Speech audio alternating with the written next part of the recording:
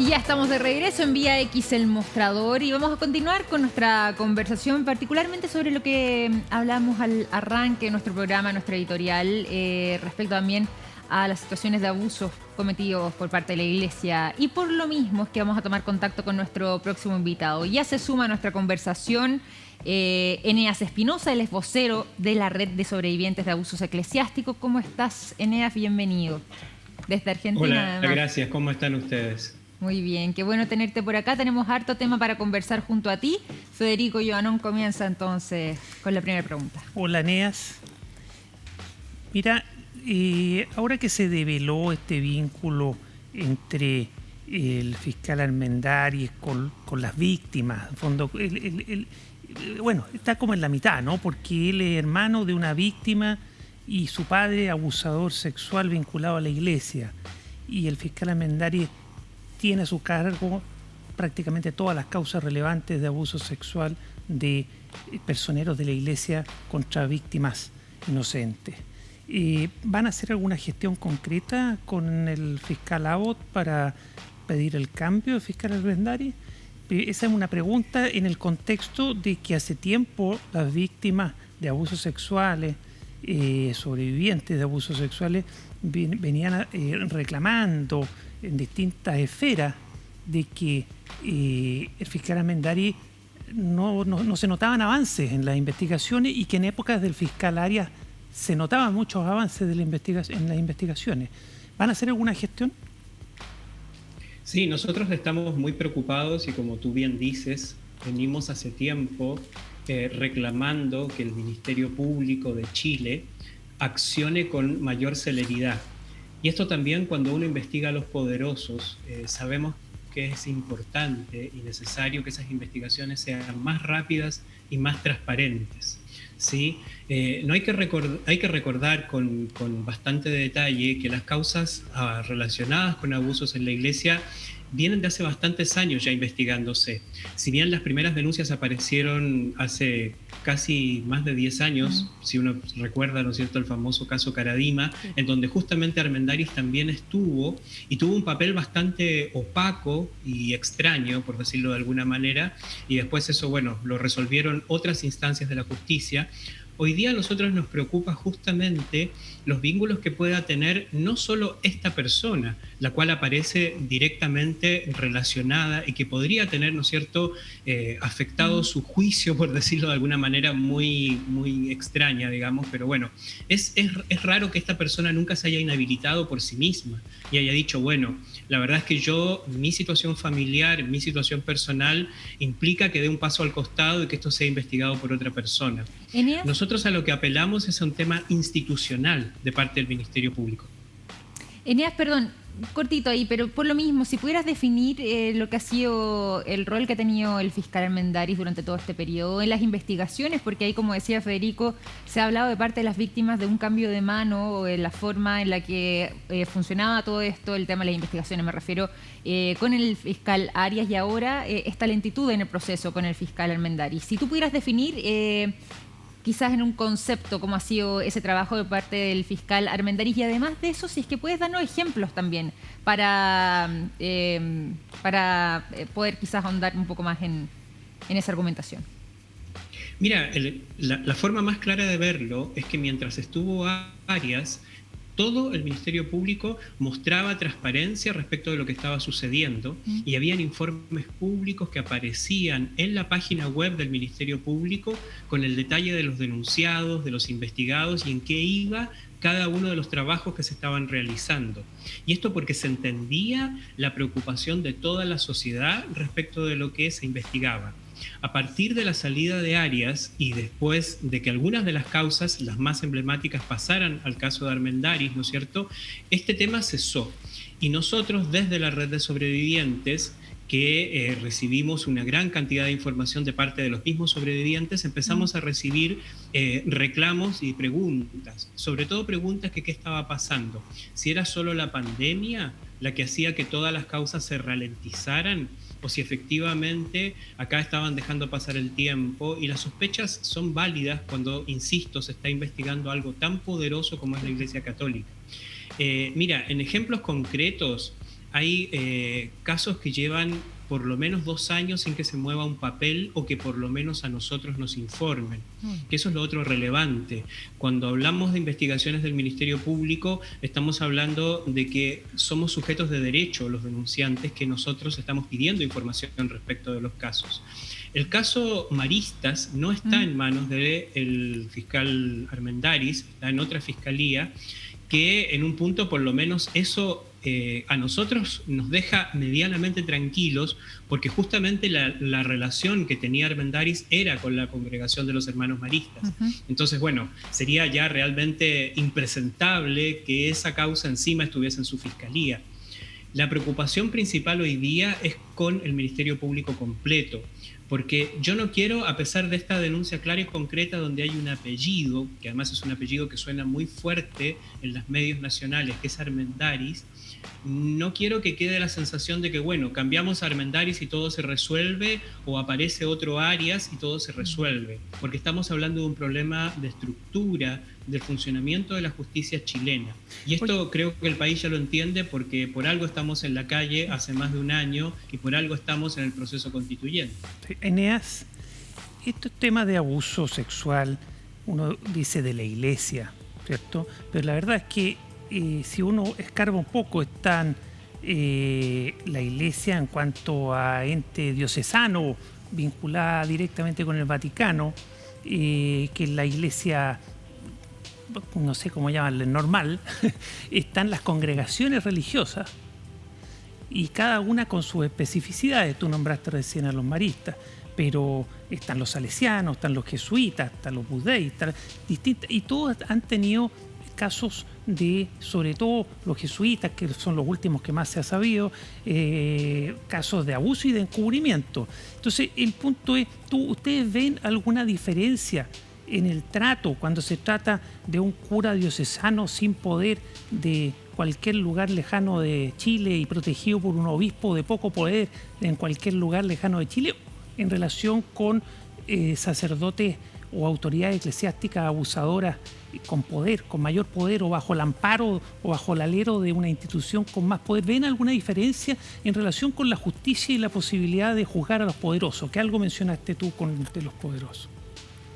Mira, el modo de funcionar y el modo de operar que tiene la Iglesia Católica es similar en todos los casos. El FBI encontró en Estados Unidos hace 2 años atrás un manual del encubrimiento, que si tú lo comparas con el accionar de la Iglesia Católica chilena, argentina, boliviana, australiana, irlandesa, es el mismo, siempre. Y en todas las congregaciones se comportan de la misma manera. Lo que pasa es que hay congregaciones que tienen mejor marketing, que tienen más recursos, por supuesto, y que a pesar de todas las denuncias que tienen, siguen apareciendo como garantes de los derechos humanos, se convierten en voz de los pobres, en voz de los migrantes. Estoy hablando en este caso de los jesuitas, quienes están completamente... La cantidad de denuncias que tienen los jesuitas es abismante, pero todavía son consultados respecto de la situación de los derechos humanos de los migrantes o de las personas de la calle. Entonces ahí te das cuenta de que, claro, su estrategia de marketing es muy poderosa. El tema del cura perdido en un pueblo tiene otras herramientas para protegerse de esas denuncias y para atacar al denunciante. Porque si bien es cierto, no es un jesuita poderoso o un salesiano con relaciones, es alguien muy respetado en su pueblo, ¿sí? Y accionan otros mecanismos para silenciar a la víctima, en donde esa víctima muchas veces se tiene que ir del pueblo donde vive porque es acosado y es atacado por los poderes locales, ¿sí? Entonces hay que estar muy atento a eso.